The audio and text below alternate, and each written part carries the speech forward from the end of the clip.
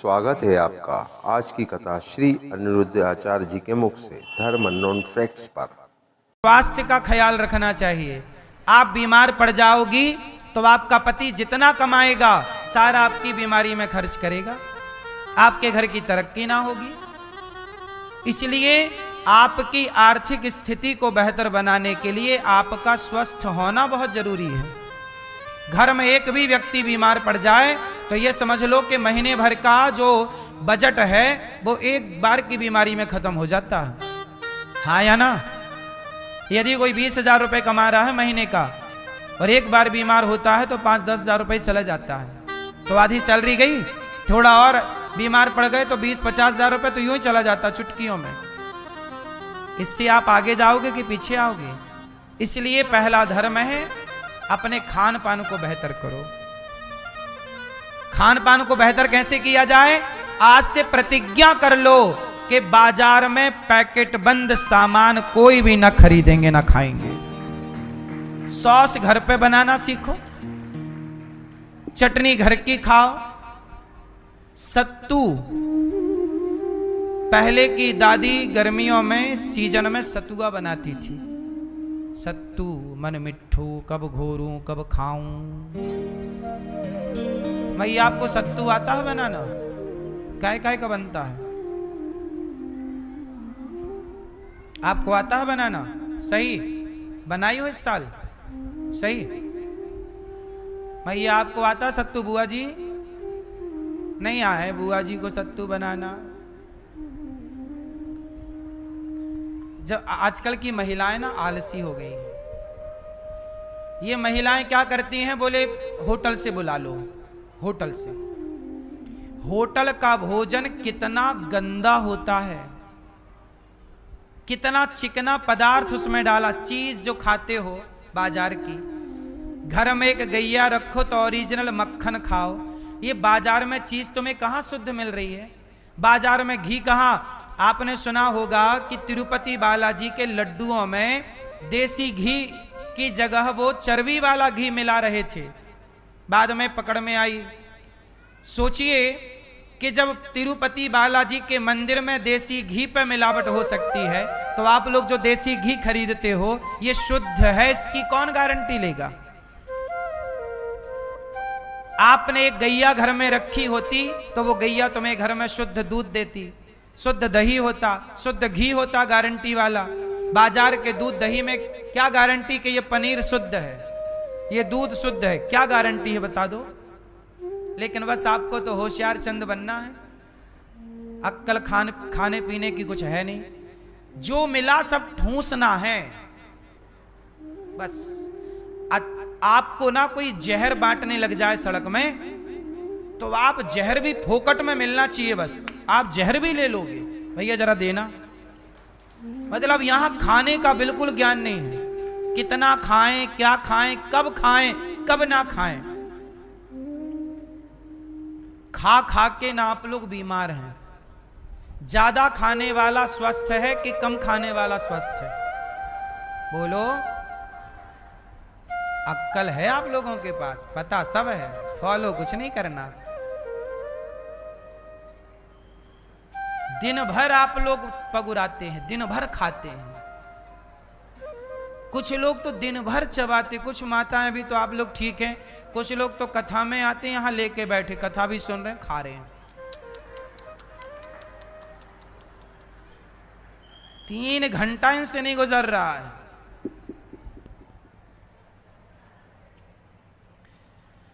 इसलिए भगवान ने माखन चुराए कि दुनिया को बताऊं कि भैया माखन खाना। बच्चों की लंबी आयु चाहते हो, स्वस्थ सुखी जीवन चाहते हो तो खान पान बेहतर कर लेना, वरना आप खा के बीमार पड़ो। हमें क्या लेना देना? हमारा तो धर्म है आपको सही समझाना, तो समझा रहे हैं। क्यों मैया? आपको ही जहर खाना है तो हम थोड़ी रोकेंगे, खाओ फिर। पैकेट बंद कोई भी पदार्थ गलत है। यहां तक कि जो आप डबल रिफाइंड का तेल यूज करते हो ये भी जहर है। तेल शुद्ध कैसा होता है? हम कहते हैं सरसों खरीदो, 10,000 की छोटी सी मशीन आती है, मिक्सी टाइप की, घर पे लाओ, सरसों डालो, तुरंत उसमें ताजा तेल निकल देगी। वो ताजा तेल तुरंत निकालो, जितनी जरूरत है उतने से छौंका लगाओ और उतना यूज करो। बाजार से तेल लाते हो, अब आप ना सरसों का तेल घर पे निकालना, उसे चेक करना और बाजार के तेल को चेक करना, अंतर है। आप जानते सब हैं, कितने लोग इस बात को जानते हैं कि बाजार की चीजों में मिलावट होती है? जानते हो? क्या आप सावधान हुए? आप अपने बच्चों को क्या खिलाते हैं? चिप्स खिलाते हैं, कुरकुरे खिलाते हैं, वो लंबा लंबा कुरकुरे होता है। एक काम करना, कुरकुरे को निकालना, उसमें आग लगाना, प्लास्टिक की तरह पिघलता है। मैं गलत बोल रहा हूं तो प्रैक्टिकल करो ना। उसमें केवल आग लगाना, कुरकुरे में प्लास्टिक की तरह पिघलता है। और तुम ये जहर बच्चों को खिला रही हो मेरी माँ। तुम माँ हो कि दुश्मन हो?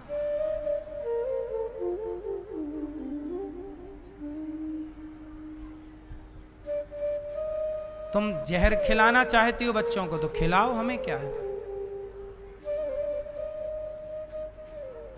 गलत चीज बाजार में बिक रही है तो आप क्यों खरीद रहे हो?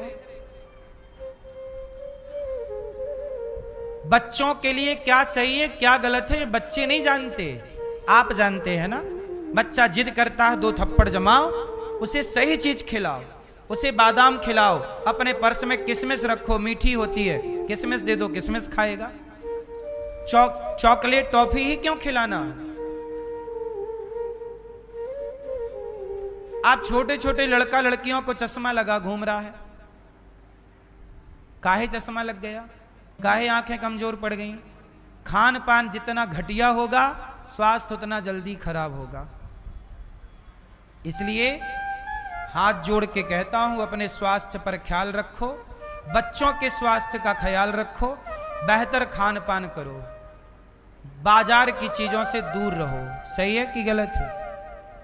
नहीं मैया, एल्यूमिनियम का बर्तन है आप सबके घर में। कभी गूगल पर सर्च किया एल्यूमिनियम का बर्तन कितना खतरनाक है? कुकर तुम्हारा एल्यूमिनियम का, कढ़ाई तुम्हारी एल्यूमिनियम की, जिसमें तुम दाल चावल सब्जी बनाती हो, सारे बर्तन एल्यूमिनियम के हैं। पता है एल्यूमिनियम क्या देता है? नपुंसकता देता है। आज देख लेना, भारत में बच्चे पैदा ना होने के केस सबसे ज्यादा हैं। डॉक्टरों के पास कौन लोग ज्यादा जाते हैं? डॉक्टर साहब शादी के 4 साल हो गए, बच्चा नहीं रुक रहा है, बच्चा नहीं हो रहा। क्यों नहीं रुक रहा है? क्योंकि जन्म से लेके आज तक आप लोगों ने एल्यूमिनियम के बर्तन का प्रयोग किया। आपको पता है एल्यूमिनियम का बर्तन क्यों लाया गया था? एल्यूमिनियम के बर्तनों को सबसे पहले अंग्रेजों ने जेलों में लॉन्च किया था, जेलों में कैदियों के लिए, ताकि कैदियों की शक्ति क्षीण हो एल्यूमिनियम के बर्तन में खाके। एल्यूमिनियम की धातु आपके पुरुषत्व को क्षीण करती है। किसको क्षीण करती है? लड़कों के अंदर, पुरुषों के अंदर जो बच्चा पैदा करने की क्षमता होती है, उस बच्चा पैदा करने की क्षमता को समाप्त करता है एल्यूमिनियम का बर्तन। लड़कियों के गर्भाशय को डैमेज करता है एल्यूमिनियम का बर्तन। इतनी सी बात है, पर तुम्हें सिखाए कौन, समझाए कौन? थोड़ा पढ़ा लिखा भी करो, धातुओं के बारे में भी थोड़ा ज्ञान रखो। कौन सी धातु क्या फल देती है? सब धातुओं का अलग अलग प्रभाव होता है। चांदी का प्रभाव अलग है, सोने का प्रभाव अलग है, सवेरे सवेरे तांबे के लोटे में पानी भर के पीने का प्रभाव अलग है। तांबे का लोटा अच्छा होता है, तांबे के लोटे में पानी पिया जाता है, पर तांबे के लोटे में दूध नहीं पिया जाता। यह ज्ञान सब भारतीयों को होना चाहिए। तांबे के बर्तन में दूध पिया, तांबे के बर्तन से पानी पी सकते हैं, पर तांबे के बर्तन में क्या नहीं डालते? दूध नहीं डालते। अब ये नियमावली कौन बताए तुम्हें? एल्यूमिनियम के बर्तन को प्रयोग कर करके इस देश में नपुंसकता जरूरत से ज्यादा हो जाएगी, देख लेना। अभी भी है, आज हर कॉलोनी मोहल्ले में एक घर परिवार ऐसा है जहां बच्चे ना होने की शिकायतें हैं। हाँ या ना? पहले तो नहीं थी ये शिकायतें, पहले तो 1,00,000 2 लाख में कोई ये शिकायतें थी कि बच्चा नहीं हो रहा। अब तो हर मोहल्ले में 1-2 केस ऐसे हैं। और खा लो एल्यूमिनियम के बर्तन में, तुम्हारे पूर्वज वो गलत थे जो माटी के बर्तन में खाते थे। पहले के बर्तन क्या थे? पहले बेटियों को जो बर्तन बाप दहेज में देता था वो काय के बर्तन थे? बोलो बोलो। पीतल का बर्तन, कांसे का बर्तन, ये बर्तन सबसे उत्तम है। माटी का बर्तन सबसे उत्तम है। पर अब तुम्हें कौन समझाए? थोड़ा धातुओं के नॉलेज रखना, गूगल पर सर्च कर लेना, सब मिल जाएगा। मेरी बात गलत लगे तो, और नहीं मानना तो फिर बनाओ बच्चों को नपुंसक, हमें क्या दिक्कत है? फिर मत रोना, हमारा धर्म है सब चीजें बताना। कथा की के इस मंच से देखो, केवल कथा बस नहीं है, कथा तो है ही भगवान की, पर कथा के साथ साथ समाज को जागरूक करना, यही हम लोगों का धर्म है। हम लोग अपने धर्म का पालन करते हैं। अब मानो ना मानो वो आपका धर्म है। बाद में ये नहीं कहना कि हमें पता नहीं था, पता हमने सब करा दिया। क्या सही है क्या गलत है? क्यों मेरी माँ, तुम्हारा बाप गलत नहीं था जो तुम्हें कांसे के और पीतल के बर्तन गिफ्ट करता था विवाह के टाइम, है ना? पहले की गिलासें भी काय की होती थी? किस गिलास में लोग पानी पीते थे? स्टील का बर्तन भी अच्छा नहीं है। पहले के लोग पत्तल में खाते थे, केले का पत्तल, केले का पत्ता, जरा सर्च करना, पता करना केले के पत्ते में भोजन करने के क्या फायदे हैं। हर पत्ते में भोजन करने के अलग अलग फायदे हैं। तुम्हारे पूर्वज आज से ज्यादा वैज्ञानिक पहले के लोग थे, साइंटिफिक थे। हमारी पूरी सनातन व्यवस्था साइंस की कसौटी में चली आई है, व्यवस्थाएं आप लोगों ने बिगाड़ दी। आज भी जगन्नाथ जी के मंदिर में भगवान को भोग मिट्टी के बर्तनों में लगता है। पहले का खान पान और आज के खान पान में अंतर जमीन आसमान का अंतर है। चलो, वैसे आप समझदार हैं, मेरी बात शायद आप माने और सही रास्ते पर चलें, आपका भला होगा। भगवान क्यों, अब बताओ भगवान ने क्यों माखन चुराया? छींके पर माखन रखा है, ग्वाल वालों का गोला बनाए, भगवान ऊपर चढ़ गए, मक्खन निकाला, मटकी से सबको खिलाया, सबने खाया, भगवान खाए। ये माखन लीला है, चोरी, भगवान माखन चोरी वोरी नहीं करते, लीला है। ये हर बच्चा ऐसा करता है। हम भी जब छोटे थे तो लोगों के घर में जाके अमरूद चुरा के लाया करते थे। हमारे घर के बगल में एक बुआ थी, उनके घर में अमरूद का पेड़ था, तो हम अमरूद चुराने जाते थे। हमारे गांव में एक मौसिया थे, उनके आम का बगीचा था छोटा सा, तो उनके खेत में आम लगे थे, तो आम चुराने जाया करते थे। गांव में तालाब था तो हम लोग सिंघाड़े चुराया करते थे। तो बचपन में सब लोगों ने, हमने तो खूब चोरी कर करके खाने पीने की चीजें चुराई। घर में लड्डू बनाती मैया तो ईमानदारी से जो सवेरे एक देती वो तो लेते, पर चोरी का एक अलग से लेते। तो चोरी तो बचपन में बच्चा करते ही है। बच्चों को चॉकलेट मिल जाए और माँ मना करे तो वो फिर माँ के मना वो समझ लेंगे कि ये तो खाने नहीं देगी, तो वो मौका मिलते ही चुरा के जेब में डाल लेंगे। ये बच्चों का नेचुरल स्वभाव होता है। बोलो हाँ कि ना? आपने बचपन में चोरी की कि नहीं? किस किस ने की? हाथ उठाओ। क्या चुराई हो मैया?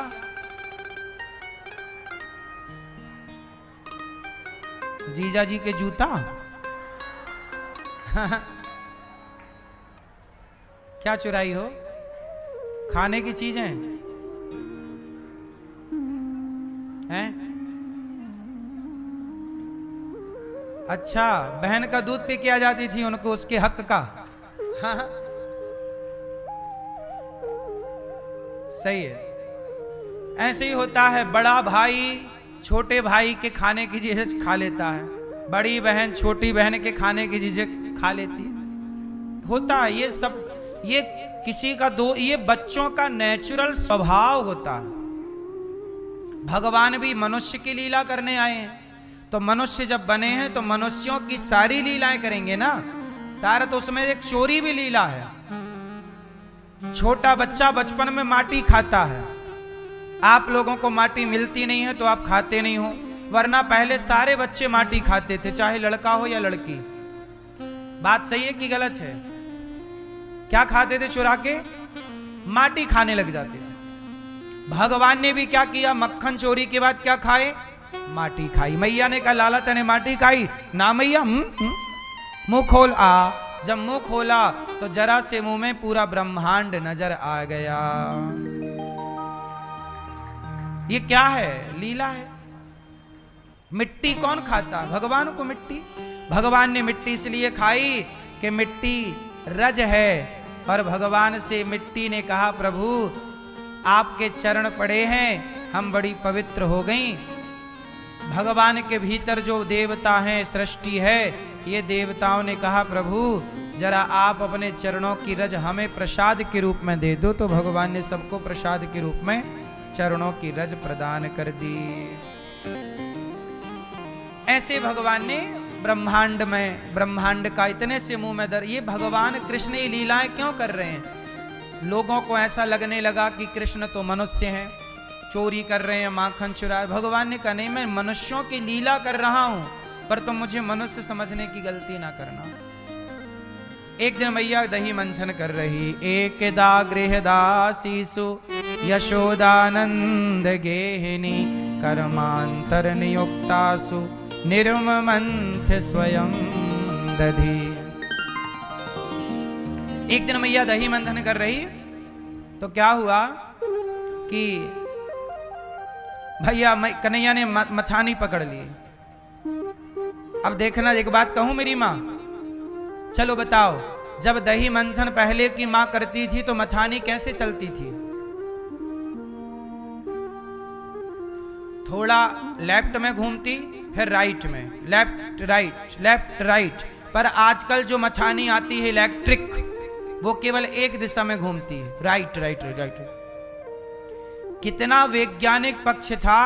दही से मक्खन निकालने की परंपरा भी वैज्ञानिक थी, याद रखिएगा।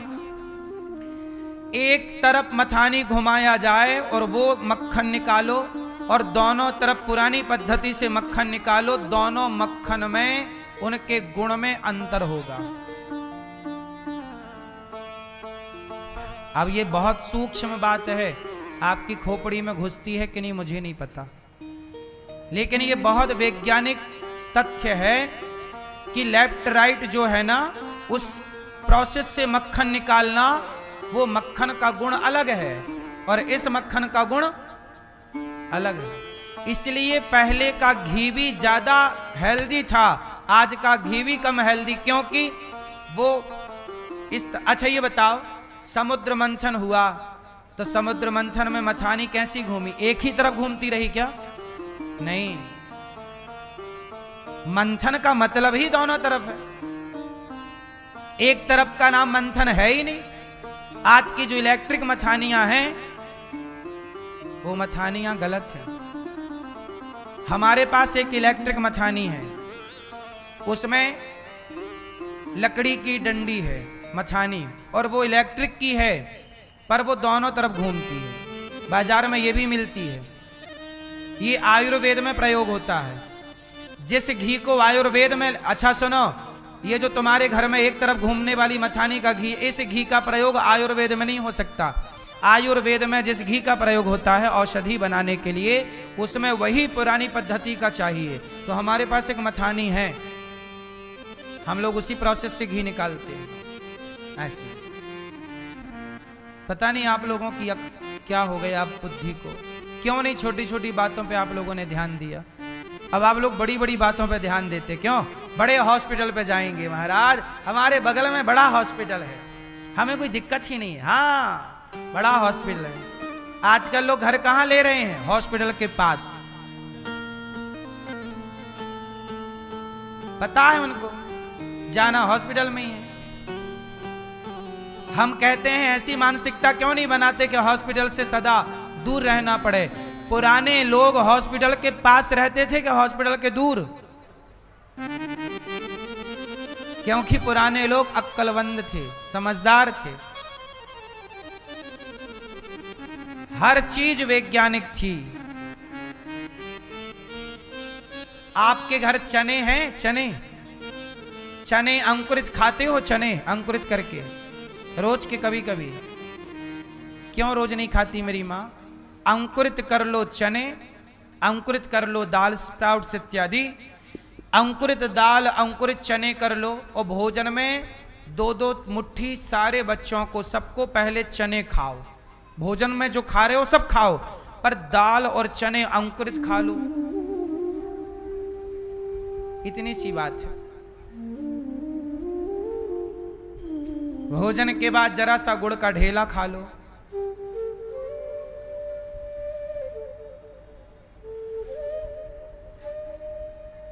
गाय का कच्चा दूध मिल जाए, डॉक्टर क्या बोलता है? तुम्हारे आंतों में मल जमा हो गया है। कहां जमा हो गया मल? डॉक्टर बोलता है। सोचिए, आंतों के मल को निकालने के लिए कच्चा दूध रामबाण है। आप एक काम करो, कच्चा दूध पियो गाय का, निकालो पी जाओ।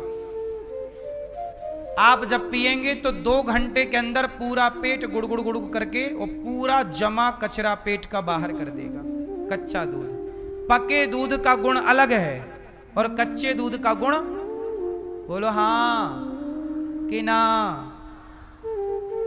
कच्चा दूध जो पीता है उसके पेट में, आंतों में कभी मल जमा हो ही नहीं सकता।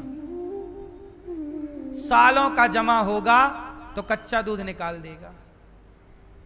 लेकिन इतनी सी बात तुम्हें किसी ने नहीं बताई। तुम दूध सदा पका के पीते हो, पीना भी चाहिए, पर कच्चा दूध औषधि है, पका दूध भोजन है। कच्चा दूध पी लो, पर दूध ऐसा हो कि साफ सफाई से गैया सामने हो, तुरंत निकालो, तुरंत पीने का है, निकालो पी। ये तब संभव है जब आपके घर गैया हो, लेकिन आपके घर तो कुत्ता है, आप पियो दूध कैसे पियोगे?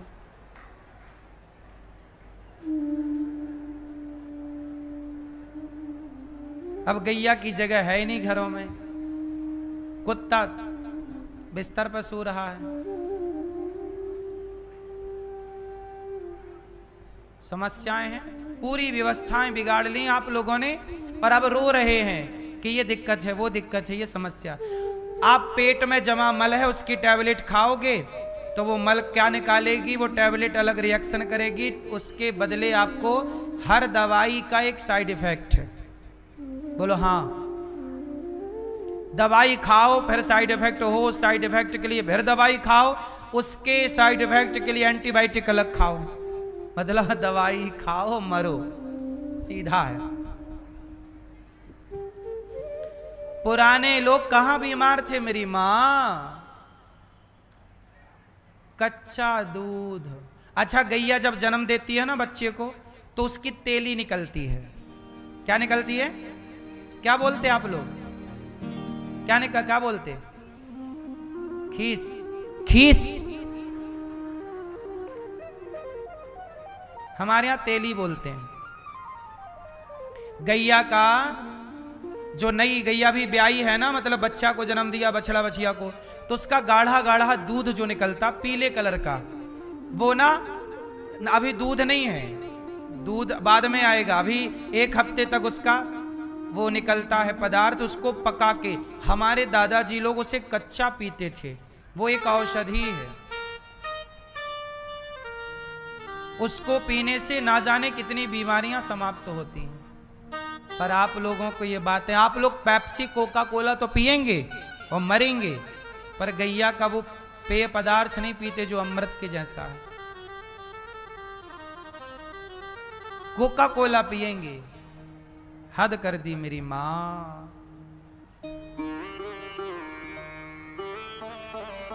अच्छा, वो ना उसे पकाती है मैया, तो बिल्कुल गाढ़ा गाढ़ा ना, अच्छा भी लगता है। उसमें गुड़ डाल दो, मीठा डाल दो थोड़ा। अच्छा, खाए हो कभी कि नहीं? खाए हो? हमारे यहाँ तो गैया है, पहले भी थी, आज भी हम लोग तो खूब खाते हैं। हमारा एक टाइम हम भोजन से पेट भरते हैं और दूसरे टाइम गैया के दूध से हम अपना पेट भरते हैं। हम दूध ही पीते हैं और एक टाइम भोजन, एक टाइम दूध। शाम को टाइम, अभी वो कथा के बाद हम 2-3 गिलास दूध पिएंगे कच्चा।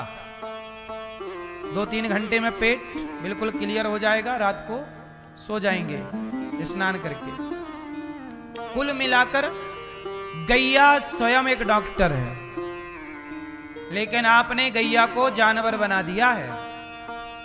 आजकल गैया का बड़ा अपमान करते हैं पढ़े लिखे लोग, बोले ये तो गौमूत्र पीने वाले हैं, गोबर से नहाने वाले हैं, है ना मैया। बड़ा अपमान है गौ माता का आजकल, छोरा छोरी बड़ा करते हैं। हम न्यूज चैनलों पे जाते हैं, न्यूज चैनल वाले बड़ा अपमान करते हैं गैया का। खूब गौ माता के दूध का, गौ माता के गौमूत्र का, गोबर का बड़ा मजाक उड़ाते हैं, बड़ी घृणा करते हैं। मेरी माँ, देश में कुछ लोग गैया से घृणा करते हैं, जबकि गौ माता का गौमूत्र बाजार में बिकता है। अमेरिका जैसे देशों में गौमूत्र बिक रहा है, भारत में तो छोड़ दो। लेकिन इस देश के लोग, बड़े बड़े न्यूज चैनल वाले भी गौ माता के गौमूत्र से, गोबर से घृणा कर रहे हैं। ये देश का दुर्भाग्य है, क्या करें। हमें न्यूज वाले बुलाते हैं और बाद में खूब मजाक उड़ाते हैं कि आप तो गोबर से नहाते हैं, आप तो गौमूत्र पीते हैं। हम कहते भैया पीते हैं, ठीक है, बड़ा मजाक उड़ाते हैं। वहां बिठा लेते हैं आज के लड़का लड़कियों को, बड़ा मजाक उड़ाते हैं गाय का, गौमूत्र का।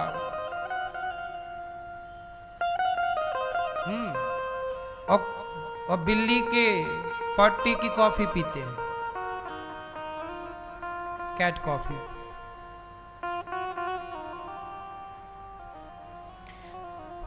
भगवान श्री कृष्ण ने प्रेम पूर्वक लीलाएं की। एक दिन मैया लाला को दूध पिला रही हैं, चूल्हे पे दूध उफनने लग गया, तो भगवान को छोड़कर मैया चूल्हे का दूध उतारने गईं। तब भगवान ने सारी मटकियों को तोड़ दिया। यशोदा मैया बोली, लाला आज तो को पकड़ के ही रहूंगी, बांधूंगी। भागने लगे भगवान। जो भगवान 2 पग भूमि में दुनिया नाप लें, राजा बलि के सिर पर पांव रखे तीसरा, जो 2 पग भूमि में दुनिया को नाप लें, ऐसे भगवान भागेंगे तो क्या यशोदा मैया पकड़ सकेंगी? पर मैया ने पकड़ने का प्रयास किया, और जब भक्त पकड़ने का प्रयास करता है तब भगवान कृपा करके पकड़ में आ ही जाते हैं। पकड़ लिया भगवान को मैया ने, बांधने लगी, 2 अंगुल रस्सी कम पड़ गई। भगवान को कौन बांध सकता है? कौन? भगवान को 2 चीजें पसंद नहीं। क्या क्या? पहला अहमता, दूसरा ममता। अहमता मीन्स एटीट्यूड, अभिमान, घमंड। भगवान के भक्त को कभी घमंड नहीं करना चाहिए। जहां अभिमान है, भगवान वहां के बंधन को स्वीकार नहीं करते। इसलिए क्या त्याग देना चाहिए? अभिमान त्याग देना चाहिए। प्रेम पूर्वक भगवान की शरण में रहना चाहिए। ये दास अनिरुद्ध आप लोगों को कथा सुनाता है, इसलिए सुनाता है कि कथा सुन के आपके भीतर का अभिमान मर जाएगा, और जिस दिन भीतर के अभिमान मर गया उसी दिन भगवान प्रकट हो जाएंगे मन मंदिर में। जब तक अभिमान जिंदा है तब तक भगवान आपके भीतर नहीं है। अभिमान मरेगा तो भगवान प्रकट होंगे। इसलिए मैं अभिमान को मारने के लिए ही कथा सुनाता हूं, कि हम सबके भीतर का घमंड मर जाए। रावण के सर्वनाश का कारण क्या बना? रावण का घमंड। आज लोगों के पास 4 पैसे आ जाएं, क्या करने लग जाते हैं? घमंड। लोगों को लगता है जी मैंने किया तो आ गया। नहीं, 4 पैसे पाके घमंड ना करो, भगवान की कृपा को महसूस करो। ये कृपा है ईश्वर की, इसलिए ईश्वर ने आपको दिया। हर समय ईश्वर की कृपा का अनुभव करना चाहिए। हाँ या ना? मेरी मां, मैं इसी कथा को ले लेकर के सब तक जाता हूं। अभी ऑस्ट्रेलिया से एक भैया का फोन आया, फिर वो हमारे पास मिलने भी आए, और ऑस्ट्रेलिया के लिए उन्होंने प्रस्ताव रखा कि आप ऑस्ट्रेलिया चलिए और ऑस्ट्रेलिया के भक्तों को भी कथा सुनाइए। जो भारत के लोग ऑस्ट्रेलिया में रहते हैं उन्हें भागवत सुनवाइए। हमने कहा चलेंगे। तब उन्होंने 19 जुलाई 2025 मेलबोर्न सिद्धपीठ श्री काली माता जी मंदिर 7 नोवा कोर्ट क्रेगीवर्न ऑस्ट्रेलिया, इस जगह पर 1 दिवस का सत्संग है 5 बजे से 8 बजे तक, 5 से 8 PM। आयोजक जो कराएंगी भावना नाथ पुरी जी। ये 1 दिवस का सत्संग है 19 जुलाई। फिर 20 तारीख से ऑस्ट्रेलिया में ही 20 तारीख से 26 जुलाई तक सिडनी एक जगह है ऑस्ट्रेलिया में, सिडनी।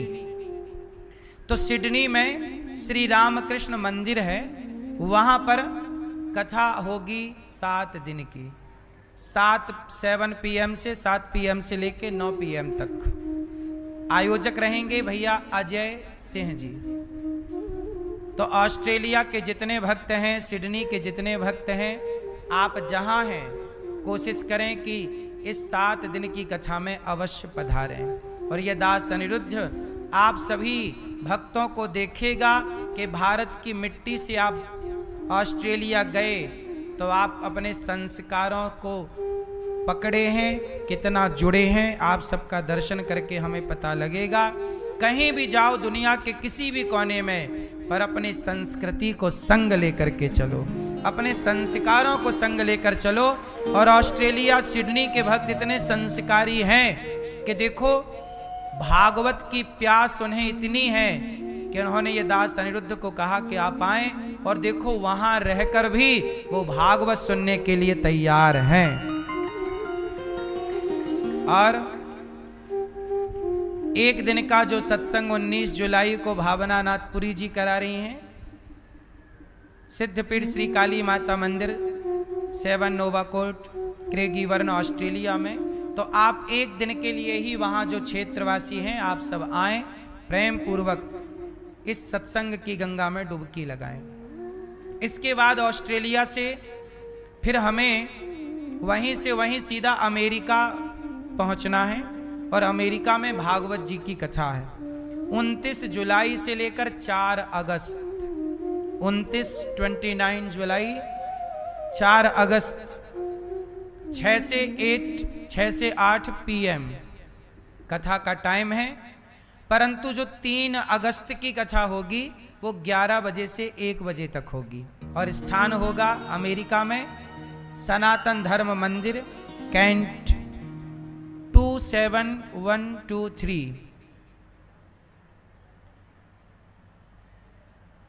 और इसके बाद आप सभी इस कथा का आनंद लेंगे। अमेरिका में हमारे भैया धर्म गुरु डॉक्टर श्री संजय R शास्त्री जी, संस्थापक, आप चेयरमैन सनातन धर्म मंदिर कैंट, आप कथा का आयोजन करा रहे हैं। पूज्य महाराज जी गौरी गोपाल भी आए, और इन्होंने यहाँ की सेवाओं को देखा, और देखने के बाद इनका मन हुआ कि नहीं, गौरी गोपाल की सेवाओं को अमेरिका भी जाना चाहिए और वहाँ भी लोगों को सुनाना चाहिए। तो कथा की गंगा लेकर के ये दास अनिरुद्ध अमेरिका पहुँच रहा है।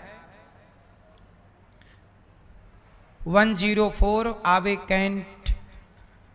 इस तरह से सनातन धर्म मंदिर में कथा का आयोजन होगा। तो आप सभी इस कथा की गंगा में डुबकी, अमेरिका के भक्त जहां हैं आपको हमने एड्रेस दे दिया, आप आएं और प्रेम पूर्वक कथा का रसपान करें। इसके बाद 4 तारीख को कथा करके हम अमेरिका से लौटेंगे। इसके बाद 7 तारीख से 7 अगस्त से 13 अगस्त तक हम तरावड़ी आ रहे हैं हरियाणा के भक्तों के लिए। हरियाणा तरावड़ी में कथा है 3 बजे से 6 बजे तक हरियाणा में, आप सब आएं। और अभी 10 तारीख की 10 जुलाई की गुरु पूर्णिमा है, तो इस समय हम वृंदावन में ही रहेंगे भगवान की कथा को लेकर, तो यहीं रहेंगे।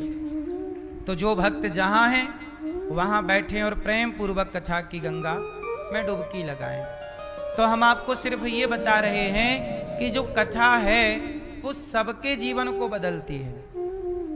अमेरिका के लोग भी कथा सुनते हैं, ऑस्ट्रेलिया के लोग भी। अभी हम दुबई गए थे कथा सुनाने, वहाँ के लोगों ने कथा सुनी, वहाँ के सिखों ने भी कथा सुनी। और कथा सबके लिए है। कथा जो सुने सबका भला करती है, सबका कल्याण है। प्रिय भक्तों, भगवान की कथा में दो चीजें ध्यान रखनी है, अहमता ना हो, अभिमान और मोह ना हो। मैया यशोदा बोली मैं बांधूंगी, भगवान बंधे ही नहीं, 2 अंगुल रस्सी कम पड़ गई। हम अभिमान करते हैं कि मैं ये हूं, मैं वो हूं। सुनो, सच बताएं मैया, हमारा अभिमान कैसा है? कहो तो बता दूं। हमारा अभिमान कैसा है, इसकी एक छोटी सी कथा आपको सुनाई देता।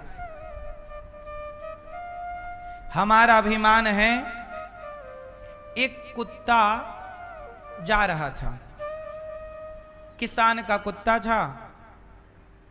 मैया सो रही हैं, जगाओ। अरे मैया चलो, जाग गई मेरी माँ।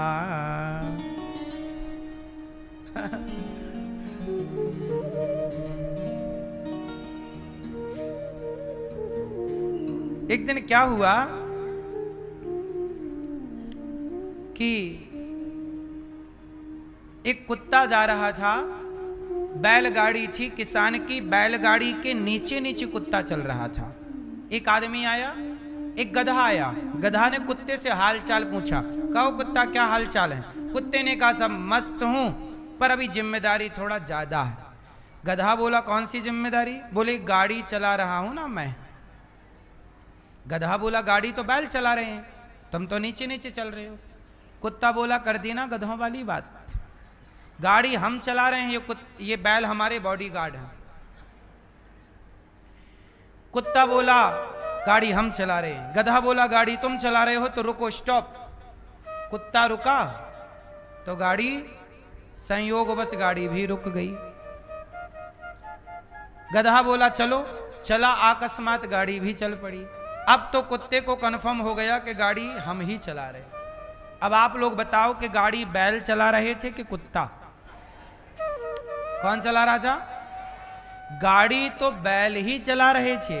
ये कुत्ता झूठी छाती पीटे जा रहा, मैं चला रहा हूं, मैं चला रहा हूं। बुरा ना मानो तो एक बात कहूं, सबकी गाड़ी भगवान ही चलाते हैं, हम उस कुत्ते की तरह झूठी छाती पीटते रहते हैं। हम ये चला रहे हैं, हमने ये किया, हमने ये किया। हमारी हैसियत उस कुत्ते से ज्यादा कहां है? करते कराते भगवान है, और करते कराते भगवान है, पर हमें ऐसे लगने लगता है कि हम कर रहे हैं। क्यों मैया? आपको ऐसे लगने लगता है कि हम कर रहे हैं। हम ना करते तो क्या होता? एक आदमी बोला हम ना करते तो ये ना होता। नहीं साहब, तुम ना करते तो भी ये काम होता। भगवान किसी और से कराते। हम सब भगवान के नौकर हैं, मालिक भगवान है, और नौकर वही काम करते हैं जो मालिक आदेश करता है। तो भगवान ने हमारी खोपड़ी में सब सेट करके भेजा है कि ये काम करके आना। तो भगवान ने मुझे वृद्ध माताओं की सेवा के लिए भेजा है, तो मैं अपना काम कर रहा हूँ। आप लोगों को भेजा है कि जाओ आप लोग ये काम करो। आप लोग भी अच्छा काम कर रहे हैं अपने फील्ड में, अपने क्षेत्र में। आप में से कोई बच्चों को पढ़ा रहा है, आप में से कोई बिजनेस कर रहा है, आप लोग कोई ईमानदारी से काम कर रहा है। तो आप काम तो सभी ना कर रहे हैं। भगवान जिससे जितना काम लेते हैं, लेना चाहते हैं, उससे उतना काम ले लेते हैं। और हमें ये लगने लगता हम कर रहे हैं। हम सुनो, वो गुड्डा देखा आपने? गुड्डा गुड़िया चाबी वाला, चाबी भरी और छोड़ा तो खुट खुट खुट खुट खुट खुट खुट खुट खुट करके चलता है। हाँ या ना? जितनी चाबी भरोगे वो गुड्डा उतना खुट खुट खुट खुट खुट खुट करके चलेगा। बोलो हाँ। अब वो गुड्डा कहे कि जी हम चल रहे हैं। पागल, तू नहीं चल रहा है, तेरी चाबी किसी ने भरी है। आप लोग भी वो गुड्डा हैं जितनी चाबी भगवान भरेगा उतना चलोगे, चाबी खत्म वहीं रुक जाओगे। हम सब ईश्वर के गुड्डा गुड़िया हैं, हम सब ईश्वर के खिलौने हैं। जैसे वो नचाना चाहते हैं हम वैसे वैसे ना, हमें लगता कि हम कर रहे हैं, हम कुछ भी नहीं करते। अर्जुन लड़े क्या? भगवान कहते हैं मैं कुछ भी ना करते हुए सब करता हूं, और सब कुछ करते हुए भी मैं कुछ नहीं करता। अर्जुन लड़ते हुए भी नहीं लड़ रहे हैं और कृष्ण ना लड़ते हुए भी लड़ रहे हैं। अब ये बात कोई सामान्य बुद्धि का नहीं समझ सकता, लेकिन भक्त हो समझ जाएगा कि अर्जुन लड़ते हुए भी नहीं लड़ रहे थे। बात सही है। महाभारत कौन लड़ रहा था, अर्जुन या कृष्ण? पर फ्रंट में कौन था? लग ऐसे रहा है जैसे अर्जुन लड़ रहे हैं, पर सच्चाई यह है कि अर्जुन लड़ ही नहीं रहे थे। हाँ या ना? कौन लड़ रहा है? बोलो मेरी मां। कृष्ण ना लड़ते हुए भी लड़ रहे हैं, ना करते हुए भी कर रहे हैं, और हम करते हुए भी। ये बात जो मैं बोल रहा हूं ना, ये आप लोगों की समझ में कम आएगी। इसको समझने के लिए बहुत लंबा टाइम चाहिए। सत्संग जब करोगे तब आप लोग को क्या बात कर रहे हो, अर्जुन ने लड़ा है, हमने देखा पढ़ा है, अर्जुन ने लड़ा। जो तुमने पढ़ा है, जो तुमने देखा, तुमने पढ़ी बात कही, ठीक भी है गलत भी नहीं है, पर एक दृष्टि और है। ये बात मैं नहीं कह रहा हूं, ये बर्बरीक ने कही थी। जब पूरा महाभारत हो गया, सुनो तो महाभारत का तो मैं सार सुनाता हूं। जब पूरा महाभारत हो गया तो भगवान बर्बरीक के पास गए। बर्बरीक कौन? आज वर्तमान में जिन्हें आप लोग खाटू श्याम कहते हैं, खाटू श्याम जी वो बर्बरीक हैं। बर्बरीक का सिर काट दिया भगवान ने, एक पहाड़ के ऊपर रख दिया, बोले पूरा महाभारत तुम देखना। चलो भैया, जब पूरा हो गया तो पांडव लोग गए बर्बरीक के पास। तो भगवान कृष्ण ने बर्बरीक से पूछा, बताओ इस पूरे महाभारत में सबसे बड़ा योद्धा कौन? तो अर्जुन बोला कि अपना नाम आएगा। भीम भैया सोचिए अपना नाम आएगा। बर्बरीक ने कहा कोई योद्धा नहीं है, हमने तो पूरे महाभारत में केवल आपका सुदर्शन चक्र ही देखा है कन्हैया, और कुछ नजर नहीं आया। अर्जुन जो बाण छोड़ता था 10 कदम दूर जाके गिर जाता था, आपका चक्र उस बाण को गति देता था। एक बात बताओ, भीष्म पितामह के शरीर को छलनी करना, अर्जुन के बाणों में इतनी ताकत थी क्या? अर्जुन के बाणों में ताकत कौन भर रहा था? भगवान। अर्जुन को लग रहा मैं कर रहा हूं, नहीं। अनिरुद्धाचार्य को लग रहा है मैं बोल रहा हूं, नहीं मेरी मां, मैं नहीं बोल रहा हूं, मेरे से भगवान बुलवा रहे हैं। वो ताकत ना दें तो मैं गूंगा हो जाऊं, क्या बोल पाऊंगा? वो कृपा ना करें तो मैं एक कदम नहीं चल सकता। जिसको पैरालाइसिस हो जाता है, एक कदम चलाओ उसे। यदि आप चल रहे हो पांव से तो ईश्वर की कृपा है तो चल रहे हो, बोल रहे हो तो कृपा है तो बोल। वो नहीं चाहे ऐसे करने लगता है आदमी, हाँ या ना? वो एक शब्द का खा गा घा राम सीता कृष्ण हरि अभी बोल रहे हो, पैरालाइसिस जिनको लग गया, एक अंग चला गया, बुलवाओ उनसे राम नहीं निकल रहा है, बुलवाओ उनसे नारायण। इसलिए तुम्हारी जिह्वा ठिकाने पर है, जप लो नाम। एक टाइम ऐसा आएगा कि ये जिह्वा बोल ना पाएगी। बोलो हाँ। किस घमंड में रह रहे हो? आपको लग रहा मैं, अरे हम तो पुतली हैं साहब, किस घमंड में हो? सब लोग अपनी एक उंगली उठाओ, एक उठाओ, एक कोई भी, इसे हिलाओ जरा, ऐसे ऐसे करो। ये बताओ ये उंगली किसके बल से हिला रहे हो आप लोग? आपको लगा मैं हिला रही हूं? यदि तुम अपने बल से उंगली हिला रहे हो तो जिनको पैरालाइसिस हो गया उनसे कहना कि जरा अपनी एक उंगली हिला के दिखाओ। वो अपनी एक उंगली नहीं हिला सकते, हाँ या ना? इसका मतलब ये उंगली भी जो हिला रहे हो ये तुम अपने बल से नहीं, यही भगवान का बल है जो सबके भीतर है। वो नहीं चाहे तो तुम्हारी ताकत एक उंगली हिलाने की नहीं है, वो नहीं चाहे तो तुम्हारी ताकत एक कदम चलने की नहीं है, हाँ या ना? इसलिए साहब कभी ये ना कहो कि मैं कुछ करती हूं या मैं कुछ करता हूं, सदा यही भाव रखो प्रभु आप सब कुछ करते हैं, हमें और आपको निमित्त बनाते हैं प्रभु। इतना भरोसा भगवान पे रखना सीखो मेरी माँ। इसलिए ये दास अनिरुद्ध कभी नहीं कहता कि अनिरुद्धाचार्य ये सब काम कर रहा है, नहीं, मैं सदा ये कहता हूं कि ये दास अनिरुद्ध केवल भगवान का नौकर है और जैसा जैसा भगवान कराते हैं ये दास वैसा वैसा करता है, बस हम तो भगवान के गुलाम हैं। अब ये बताओ कि गौरी गोपाल आश्रम में इतनी सारी सेवाएं चल रही हैं, वृद्ध माओं की सेवा, अखंड रसोई की सेवा, सच बताना मेरी माँ ये किसी एक व्यक्ति के बस का है क्या? ये मेरे हाथ का काम है? एक व्यक्ति नहीं कर सकता मेरी माँ। गौरी गोपाल आश्रम को बहुत बारीकी से देखिएगा, बहुत ध्यान से यहाँ की सेवाओं को देखिएगा। यहाँ की सेवा की आप लोगों ने दाल चावल सब्जी रोटी खाई नहीं प्रसाद के रूप में? कितने लोगों ने पाई? आप लोगों ने पाई प्रसादी? आपने ध्यान से देखना वो प्रसाद में जो चावल आपने पाया वो किस क्वालिटी का था, जो दाल आपने खाई वो दाल कैसी थी। भंडारों में कैसी दालें मिलती हैं, भंडारों में कैसा चावल मिलता है, लेकिन आपने देखा होगा यहाँ सबके लिए बासमती चावल है और बढ़िया गाढ़ी सी दाल है। जितनी गाढ़ी दाल है अब इसमें 2-4 लीटर पानी और मिला के से बढ़ाया जा सकता था, पर नहीं बढ़ाया गया। क्यों? क्योंकि मुझे ये लगता है ना कि आप लोगों के रूप में भगवान ही खा रहे हैं, आपकी तृप्ति ईश्वर की तृप्ति है। मेरी माँ ये सारी सेवाएं जो आप देखते हैं ये कोई इंसान नहीं कर सकता, ये हम नहीं कर रहे हैं, ये भगवान अपनी शक्ति अपनी सामर्थ्य देकर करा रहे हैं इस दास अनिरुद्ध से। हम तो खुशी इस बात की मनाते हैं कि भगवान ने हमें इस काम के लिए चुना। सच बताओ लंका कौन गया था? हनुमान जी? जोर से तो हनुमान जी अपनी शक्ति से गए थे? बोलो बोलो। हनुमान जी जब लंका गए तो हनुमान जी छलांग मार के चले गए लंका।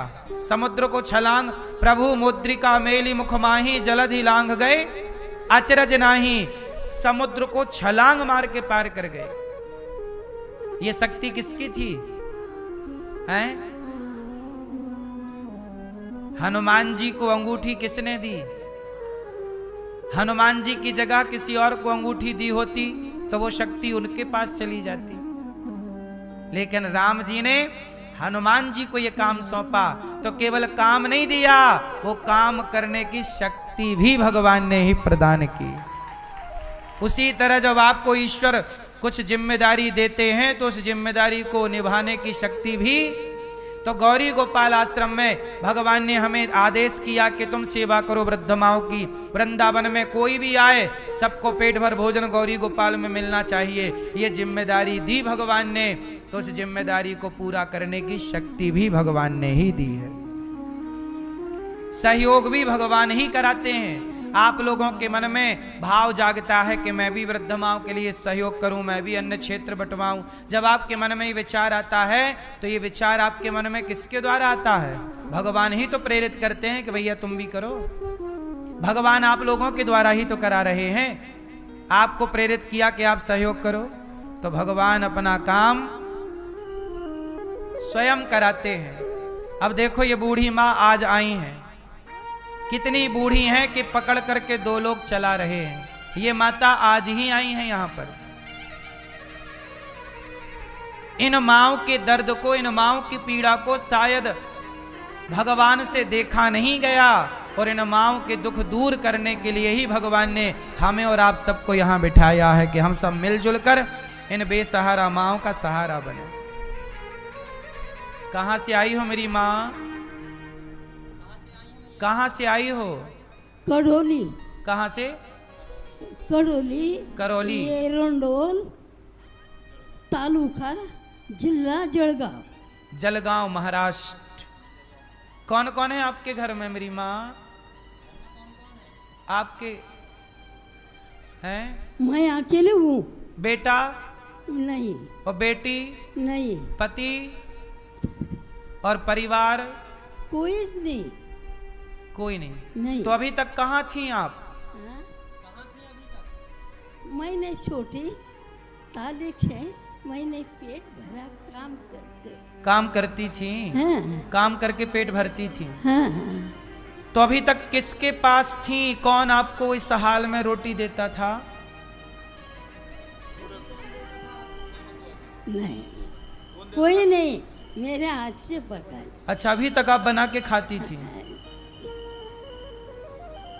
ये भैया लोग आए हैं, ये कौन है? एक पड़ोसी थी। बात कराओ पड़ोसी से। क्या नाम है आपका? मनोज कलाल। मनोज। तो ये मैया कौन है आपकी? पड़ोसी मैया। आपकी पड़ोसी है। तो अभी तक ये मैया कहाँ थी? गांव में ही रहते थे, हम गा- शहर में रहते। गांव में रहती थी। तो गांव के लोग मिलजुल के सेवा करते ना, मिलके इनकी? नहीं करते, कोई भी नहीं करते। कोई नहीं करता। नहीं। तो ये मैया अपने से बना के खाती थी अभी हाँ, अभी तक जैसा है वैसा खाते थे। हम शहर में रहते, आके देखभाल करते थे इतना उतना, लेकिन अभी मैया से होता नहीं था, इसलिए तक? तो यहाँ लेके आए। हाँ। और ये भैया कौन है? वो भी पड़ोसी है। तो आप लोग रख लेते माँ को थोड़े दिन? हम समर्थन ही ना हैं? हम समर्थन ही ना, गाँव में रहते ना, शहर में रहते ना हम। अच्छा। महाराज तुम मेरे सपनों में आए 4 बजे को। हाँ। तो बोले द्वारका तू आई नहीं?